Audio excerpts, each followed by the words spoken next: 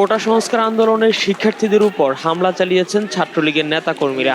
হামলায় আন্দোলনকারী শিক্ষার্থীদের অনেকে মারধরের শিকার হয়েছেন। আক্রান্ত শিক্ষার্থীদের মধ্যে ছাত্রীরাও রয়েছেন। 15 জুলাই টিএসসিতে কোটা সংস্কার আন্দোলনে যুক্ত শিক্ষার্থীরা সমাবেশ করেন। বেলা 3টার দিকে বিজয় একাত্তর হলের সামনে শুরু হয় সংঘর্ষ।